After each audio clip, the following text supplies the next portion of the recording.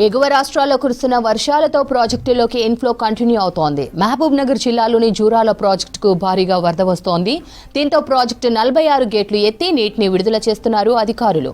జూరాలలో గరిష్ట నిల్వ సామర్థ్యం 9.657 టీఎంసీలు కాగా ప్రస్తుతం 6.34 టీఎంసీల నీరు ఉంది.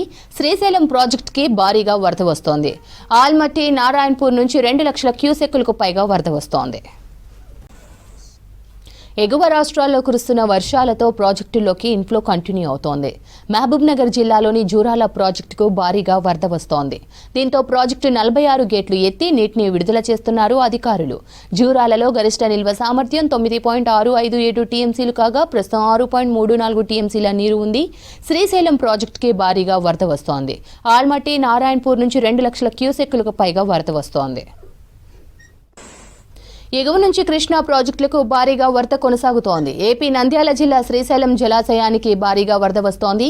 జూరాల జలాశయం నుంచి 2,26,978 క్యూసెక్కుల నీరు, సుంకేసుల నుంచి 5,865 క్యూసెక్కుల వరద నీరు చేరుతోంది.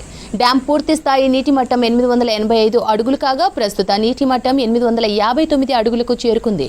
పూర్తి స్థాయి నీటి నిల్వ 215 టీఎంసీలు కాగా ప్రస్తుతం నీటి నిల్వ 102 టీఎంసీలుగా ఉంది. ఎడమ జల విద్యుత్ కేంద్రం నుంచి విద్యుత్ ఉత్పత్తి చేస్తున్నారు అధికారులు. ఏపీ కర్నూలు జిల్లాలోని సంగమేశ్వర ఆలయాన్ని కృష్ణా నది జలాలు ముంచెత్తాయి. జూరాల ప్రాజెక్టు నుంచి భారీగా వరద చేరుతుండటంతో శ్రీశైలం ప్రాజెక్టు నీటి మట్టం క్రమంగా పెరుగుతోంది. దీంతో సంగమేశ్వర ఆలయం నీట మునిగింది.